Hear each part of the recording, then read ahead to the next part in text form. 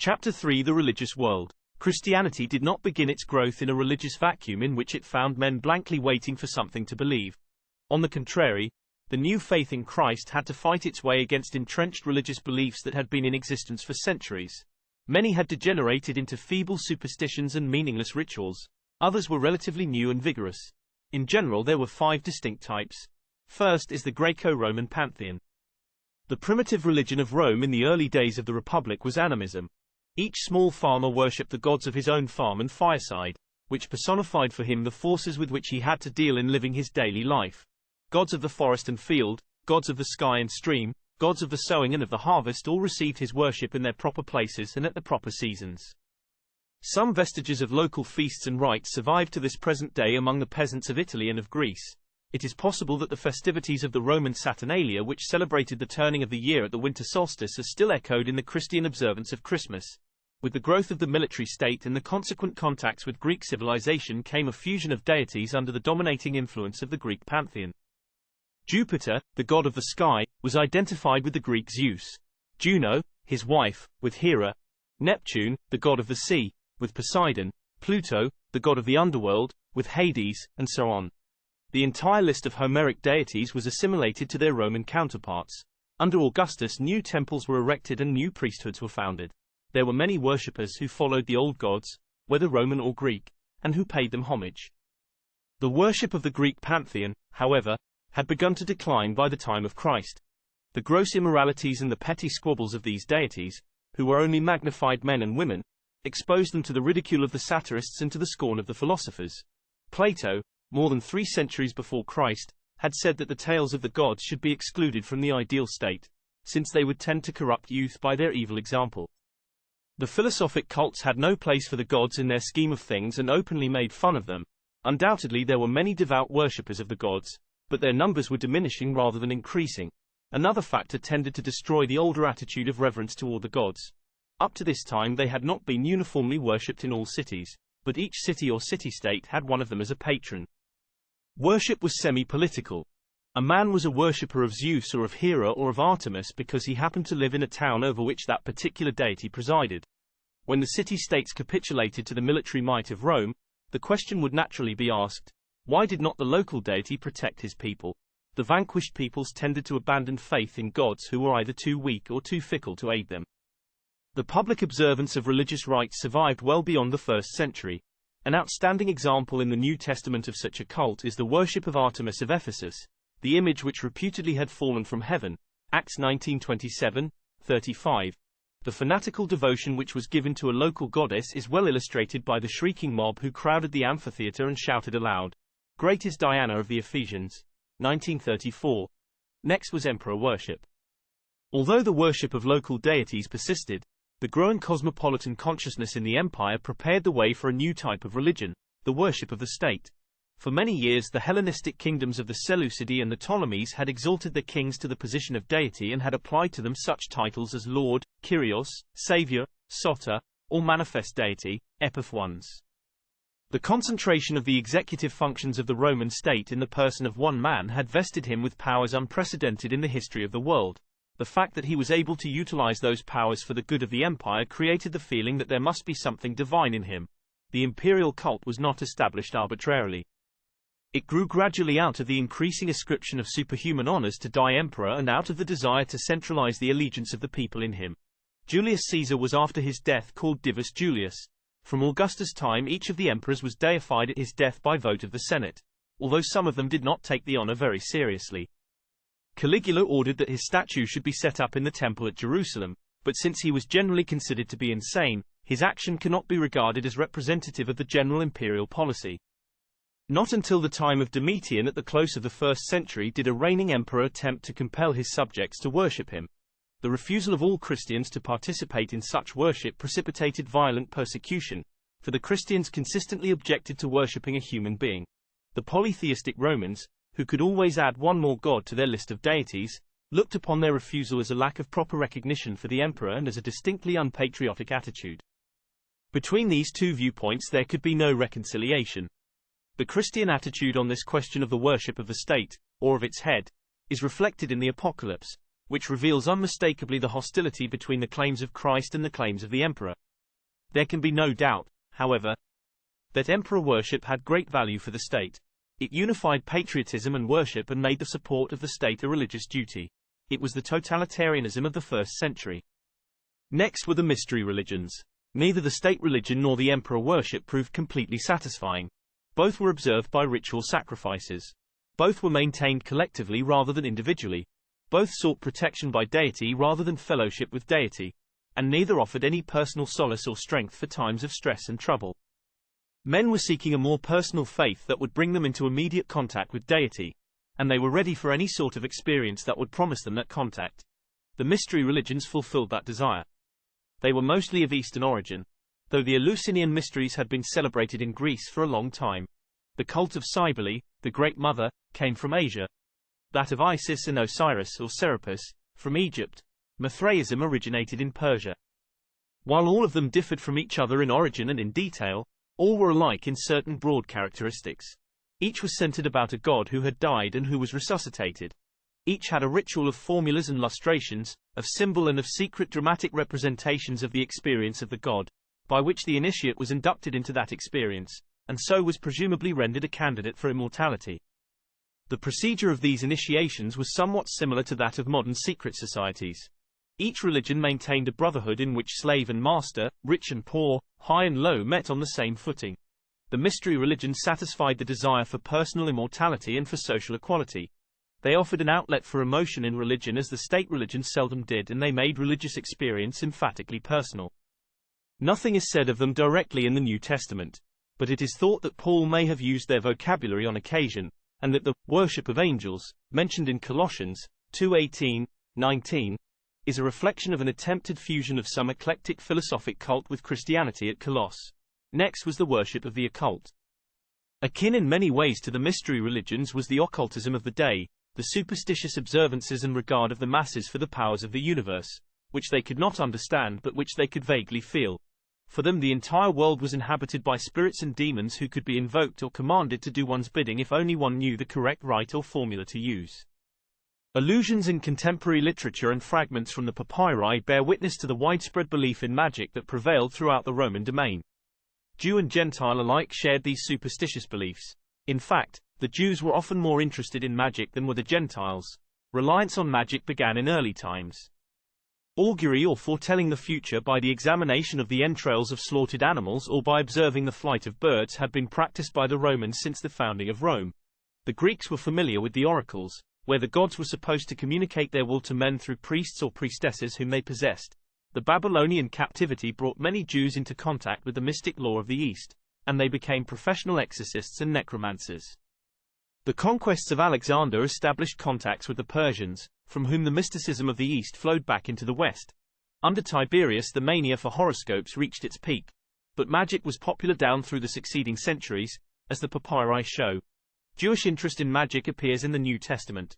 The Pharisees cast out demons, and sorcerers are mentioned in Acts as rivals of the preachers of the Gospel. Acts 8-9-24, 13-6-11.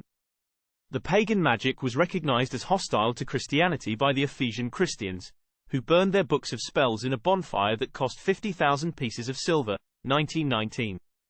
The biblical attitude toward occult worship, however, was invariably hostile. Although the reality of demonic forces was recognized, commerce with them was strictly forbidden both in the Old and in the New Testaments. Deuteronomy 18:10-12, 20, Micah 5:12, I Corinthians 10:20, 21. Specimens of magical formulas that were used to control the spirits or to bring good luck appear in the papyri. One of these, an excerpt from the Great Paris Magical Papyrus of the 3rd century, will show the curious combination of pagan, Jewish, and Christian phraseology which was used as a charm for exorcising a demon.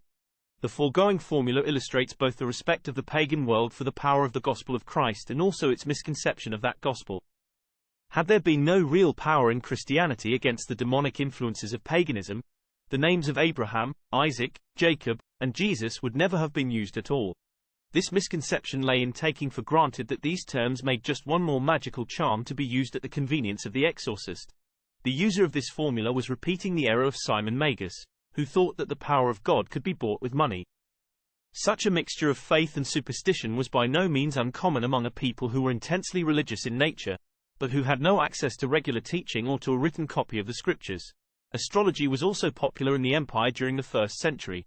It had originated in Babylonia, where the clear night skies afforded full opportunity for unobstructed vision of the stars and of the planets.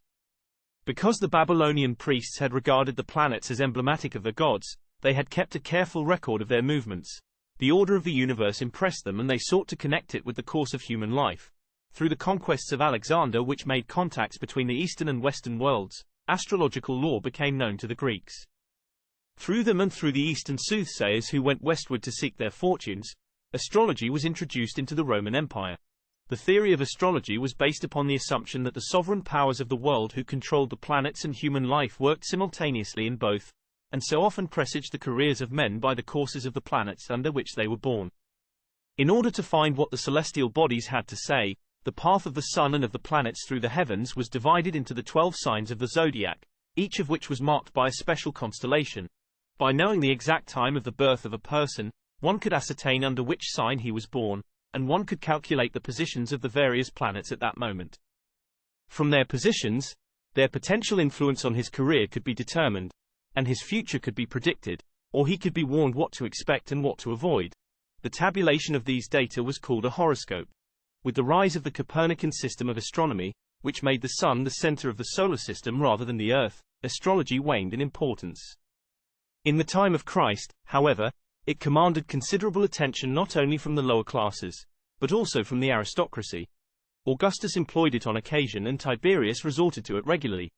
Never did it penetrate Christianity, for the Christians repudiated it utterly. Next were the philosophies. When religion degenerates into empty ritualism or into ignorant superstition, thoughtful men may abandon it altogether because they feel that it has no real satisfaction to offer them. They cannot, however, ignore the necessity of finding some rational answer to the problems which the world poses for them. The mysteries of the universe call for explanation unless one is content to be such a dolt that he never is disturbed by them. Philosophy is the attempt to correlate all existing knowledge about the universe into systematic form and to integrate human experience with it. Philosophies have been crude, or naive, or subtle, or profound. Some of them have acknowledged the existence of a supreme power or a personal deity. Others have been frankly materialistic and have dismissed the concept of gods as either ridiculous or as unnecessary. In any case, philosophy never depended upon a revelation from God. It has always assumed the potential adequacy of man to understand his own world and to decide his own fate. The knowledge by which decisions are to be determined will be derived from individual or communal experience. The formulation of knowledge into a coherent system should be governed by the rules of logic which man has devised. Through the increasing scope of his observation and through the advancing perfection of his logic, man should be able at last to attain full comprehension of the mysteries of which he is a part. To achieve this end, various systems of philosophy were created. Insofar as they reflect basic attitudes toward life, they still persist to the present day, though perhaps not under their original titles. All of these were founded on premises different from basic Christian principles. Although many of them possessed features which resembled those of Christianity, and although the vocabulary and even some usages of these competing faiths later were absorbed into the thought of the Church, they can generally be regarded as opposing forces rather than as the material out of which Christianity was formed. An elementary understanding of them is essential to a clear comprehension of the intellectual and religious environment of the 1st century. Platonism. Platonism derived its name from Plato, the great Athenian philosopher and founder of the Academy, who lived in the 4th century before Christ. He was the friend and pupil of Socrates. From his master he inherited an inquiring mind and a habit of thinking in abstract concepts. The world, he taught, consisted of an infinite number of particular things, each of which is a more or less imperfect copy of a real idea. For instance, there are many kinds of chairs, but no one of them could be the chair from which all others chairs are derived. The real chair, then, is not the one that is made of wood, but is the ideal chair of which the wooden one is a copy. The real world, then, is the world of ideas of which the material world is only a shadow. These ideas are organized into a system, at the head of which is the idea of the good.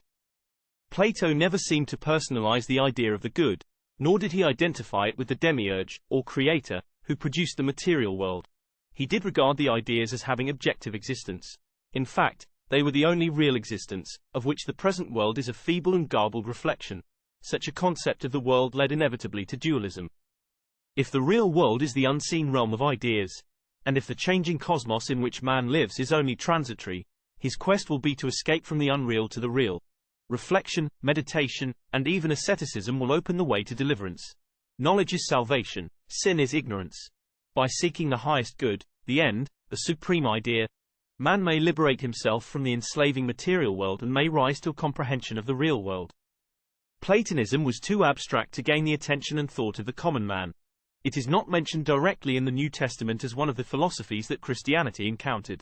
Its dualism, however, was reflected by Gnosticism, which may have taken its rise in the 1st century, and by Neoplatonism, which was sponsored by Plotinus in the 3rd century. Gnosticism. Gnosticism, as its name implies, derived from the Greek gnosis, knowledge, was a system which promised salvation by knowledge. God, said the Gnostics, was too great and too holy to have created the material world with all of its baseness and corruption. The Gnostics held that from the supreme deity had proceeded a series of successive emanations, each one a little inferior to the one from which it sprang, until finally the last of these emanations, or eons, as they were called, created the world. Matter was thus equated with evil. If man wished to obtain salvation, he could do so by renouncing the material world and by seeking the invisible world. Two contradictory ethical conclusions arose from the argument. The first was asceticism, which contended that since the body was material, it was evil, and should therefore be kept under strict control. Its appetites should be curbed and its impulses should be disregarded and suppressed. The other conclusion was drawn from the assumption that the spirit was real and that the body was unreal. If the body were only temporary, its acts were inconsequential. Full gratification of its desires would thus have no effect on the ultimate salvation of the spirit, which alone would survive. There is a possibility that this teaching promoted the heresy to which Paul alludes in Colossians, where he warns his readers to take heed lest there shall be any one that maketh spoil of you through his philosophy and vain deceit, after the tradition of men, after the rudiments of the world, and not after Christ. Colossians 2-8. Apparently this heresy denied the fullness of the Godhead in Christ and perhaps made him one of the lesser emanations or manifestations of God. Furthermore, the asceticism which certain forms of Gnosticism promoted may be echoed in the attitude of handle not, nor taste, nor touch, 2:21, which Paul so roundly condemned. Absolute identification of this error with Gnosticism is not possible, but there are similarities. Neoplatonism. The principles of Plato were adopted by Plotinus, AD 204-269, of Lycopolis in Egypt, who taught philosophy in Rome for 25 years. Plotinus was indebted for his training to Ammonius Saccas of Alexandria, who had been a Christian but who had returned to heathenism. He was also strongly influenced by Persian ideas of dualism which he had encountered while serving in a Roman military expedition. Neoplatonism was distinctly a religious philosophy based on the Platonic dualism of the universal ideal and the particular thing, and on the Persian dualism of light and darkness. In Neoplatonism, the spirit was considered to be inevitably good and the body was inherently evil. Salvation consisted in eliminating completely all bodily desires as one gradually retreated from the life dependent on sensation and moved toward the life of the spirit, which would finally be achieved at death. Then the body's evil influence would cease and the true spiritual life would blossom forth. Neoplatonism went beyond Platonism by teaching that the attainment of spiritual life would not be reached by intellectual effort but by a mystical absorption into the infinite. Since no reasoning can compass God, only feeling can establish communication with him. In the dualistic thinking of Gnosticism and of Neoplatonism there is a great gulf fixed between reality and matter, not only in the metaphysical sense that the two are irreconcilable in essence, but also in the ethical sense that the one is good and that the other is evil. There is consequently no room in either for the Christian doctrine of the Incarnation. Consistent Neoplatonists would regard the union of God and man, deity and flesh, as simply unthinkable. The atonement would be unnecessary, since no act which took place in the material world could leave any effect upon the real world of spirit. The resurrection of the body would be a hideous mistake, since it would only perpetuate the evil of material existence. Julian, the apostate, Christianity's last imperial opponent, was a Neoplatonist. Epicureanism. Epicureanism was named for Epicurus, the son of an Athenian, who studied at Athens and who founded his own school about 306 BC. His teaching was best represented in the works of his pupil, Lucretius, the materialistic Roman philosopher and poet of the pre-Christian century. The world, he taught, began in a shower of atoms, some of which, by pure chance, moved a trifle obliquely and collided with others. These collisions produced other collisions, until finally the ensuing movement brought into being the present universe. The cosmology of Epicureanism is similar to that of modern materialistic evolution. In such a world of chance there could be neither purpose nor design. There could not be, therefore, any final or absolute good. The highest possible good, Epicurus said, was pleasure, which he defined as the absence of pain. Contrary to the popular conception of Epicureanism, both then and now, it did not advocate sensuality, but rather it urged the choice of those enjoyments which would give the longest and fullest satisfaction to the individual. If abstinence from some indulgences would bring greater ultimate satisfaction than the indulgences themselves, abstinence was recommended. Epicureanism did not advocate dissipation, but it offered no check to selfishness. Epicureanism was essentially anti-religious. If the world originated with matter and chance, no creative power was necessary. If chance dominates the outcome of cosmic affairs, there is no room for a directive, purposeful mind. The Epicureans, to be sure, did speak of the gods, and did not categorically deny their existence, but the gods as they pictured them were confined to a distant haven of bliss where they enjoyed their own society and had no interest in the trivial affairs of men. Epicureanism at best was deistic and in effect was atheistic, for a god who is inaccessible or uninterested in human affairs might as well not exist at all. As a philosophy, Epicureanism was quite popular because it did not indulge in much abstract reasoning. It appealed to emotional considerations, for it supplied a philosophic justification for doing what most people do anyway, make pleasure the chief goal of life. It brushed aside all thought of sin or of accountability at a final judgment, because it predicated neither purpose nor terminus for the present world process. There was no recognition of immortality, for a body composed only of atoms did not survive the present life. In consideration of the main tenets of Epicureanism, it is small wonder that the Athenians laughed at Paul's address at Areopagus when he preached Jesus and the Resurrection, Acts 17:18-32. Stoicism. Coupled with Epicureanism in the foregoing New Testament passage was Stoicism. Stoicism was founded by Zeno, 340–265 BC, a native of Cyprus, and possibly of Semitic descent. Zeno did not recognize a personal God, but he taught that the universe is controlled by an absolute reason, or divine will immanent in it and pervading it thoroughly. The world process is thus governed not by chance but by a progressive purpose. Conformity to reason, then, becomes the highest good. Personal feeling is immaterial or even harmful since it tends to unbalance the rational solution of human problems. Perfect self-control, unmoved by sentimental considerations, was the goal of the Stoic. The resulting attitude has given the chief meaning to the modern use of the term. Because the Stoics believed that nature was as it should be and that whatever came to pass was regulated by providence, there was no room for altering the process or for staying its inexorable course. The universe was to be accepted, not to be changed. This fatalistic attitude inculcated self-restraint and consequently fostered a fairly high type of morality. It appealed to the rigid, legal Roman mind, and many of the better Roman statesmen, such as Cicero, adhered to its tenets. The Stoic creed, however virtuous, was not Christianity. In it was no allowance for free will or for the real existence of evil. All apparent evils were for the Stoic only parts of a larger good. Such an attitude would exclude any idea of reform or of change in the existing order of things. The individual was obligated to act virtuously himself and to conform to the highest reason that he knew, but he was under no obligation to seek to change the common lot of men nor to shield them from adversities. No personal dealing with God was possible to the Stoic. If nature dealt impartially with all men, it would not play favorites with any. Furthermore, the idea of personal relation with universal reason or with the cosmic process would seem about as incongruous as showing affection for the law of gravitation. God, according to the Stoic, took no personal interest in the affairs of men because he was not personal. The entire concept of the Christian gospel, in which God had countered evil by sending his Son into the world to die for men, would be utterly ridiculous to the Stoic. Although much of the Stoic ethic was commendable, and although in some points it resembled the highest standards of Christian ethics, the two systems in their presuppositions and in their practice were leagues apart. Two other systems deserve notice, although they were less popular and influential than those heretofore mentioned. Cynicism, like Platonism, grew out of Socratic teaching. Since Socrates taught that the man with simple needs can usually survive under conditions which would frustrate completely one who had elaborate wants, the Cynics contended that the height of virtue would be to have no wants at all. In order to be independent of all desire, they sought to abolish desire. They abandoned all standards and conventions and became complete individualists. Often the cynics were purposely scurrilous and indecent in language and in behavior simply for the purpose of demonstrating that they were different.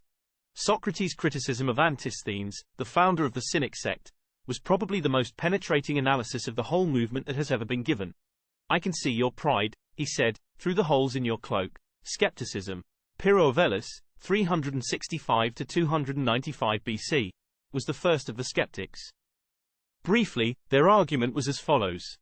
If knowledge rests upon experience, there can be no final standard. Since the experience of each man differs from that of all his fellows, customs acceptable in one country are regarded as reprehensible in another. Impressions of the same objects will vary with the time and with the conditions where they are observed. All terms of judgment are relative. A weight that is light to one man may be heavy for the next man. Unless some one final starting point for reasoning can be found, no criterion of judgment is valid, and no such thing as truth can exist. The skeptics, if they proceeded by their own logic, would be unable to make any statement whatsoever, since they could prove nothing by any acceptable premises. Skepticism would logically end in complete intellectual paralysis. Cynicism and skepticism arose from the abandonment of standards. The former dealt with ethics, the latter, with intellect. Christianity differed from both by its assertion that God is the ultimate standard for man. It insisted that man is necessarily dependent on God, which fact set a limit to cynic independence, and that God is the beginning of all thinking, so that his personal revelation serves as the regulating factor in the acquisition of knowledge by experience. Evaluation of philosophies. However popular these and other variant philosophies may have been, they were unsatisfactory because they were too abstract for the ordinary man to grasp in their entirety, and because they lacked finality. Their reasonings always ended in a peradventure. Plato expressed this failure exactly when he put into the mouth of Simmias the following statement. "For I dare say that you, Socrates, feel as I do. How very hard or almost impossible is the attainment of any certainty about questions such as these in the present life, and yet I should deem him a coward who did not prove what is said about them to the uttermost, or whose heart failed before he had examined them on every side. For he should persevere until he has attained one of two things.